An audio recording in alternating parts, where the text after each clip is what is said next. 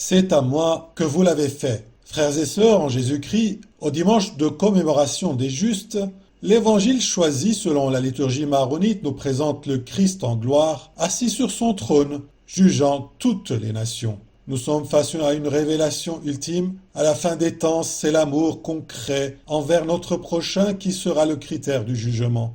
Et voici que notre roi, le Seigneur Tout-Puissant, ne se manifeste pas dans la splendeur d'un empereur terrestre, mais dans l'humilité de ceux qui ont faim, soif, qui sont étrangers, nus, malades ou en prison. Il déclare « Amen, je vous le dis, chaque fois que vous l'avez fait à l'un de ces plus petits de mes frères, c'est à moi que vous l'avez fait. » L'humilité du Christ est un mystère. Lui qui est le maître de l'univers s'est abaissé pour partager la condition des plus pauvres. Saint Paul nous rappelle, lui qui était de condition divine, il n'a pas retenu jalousement le rang qui l'égalait à Dieu, mais il s'est anéanti, prenant la condition de serviteur. Jésus ne se contente pas d'enseigner l'humilité, il la vit pleinement. De la crèche à la croix, il choisit la voie du dépouillement, révélant que la véritable grandeur réside dans le service.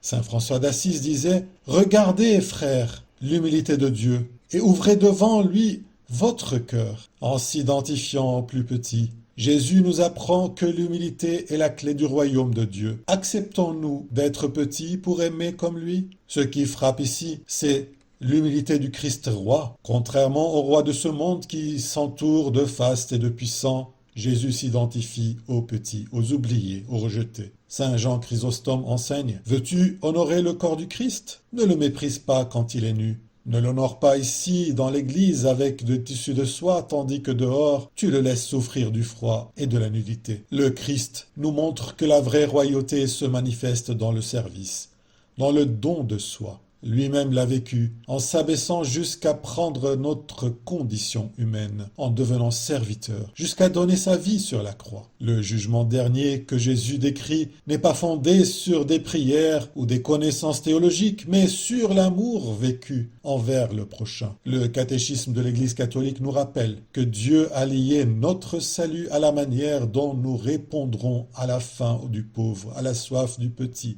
à la nudité de l'indigent, à la maladie et à l'emprisonnement de ceux qui souffrent. Nous ne pouvons pas dire « aimer Dieu » si nous négligeons le frère en détresse. Le pape François nous avertit, une foi qui ne se traduit pas en œuvre de charité est une foi morte. Le message de cet évangile est un appel urgent à suivre l'exemple du Christ roi, à reconnaître son visage dans les plus petits. Nous sommes donc appelés à une conversion du regard et du cœur. Voyons-nous le Christ dans le pauvre qui frappe à notre porte? Pour incarner cet évangile dans notre monde moderne, je vous propose un engagement concret. Créons ou soutenons une chaîne de fraternité locale. Cela peut se traduire par visiter les personnes isolées dans son quartier, sa paroisse, sa famille. Tant de personnes âgées, malades ou seules souffrent d'isolement. Allons à leur rencontre. Offrons un peu de temps. Vivre la charité au quotidien, c'est un simple sourire, une écoute, un geste de générosité qui peuvent révéler le visage du Christ aux plus petits. Frères et sœurs en Jésus-Christ, l'évangile d'aujourd'hui est une invitation à la charité active et concrète. Le Christ roi ne règne pas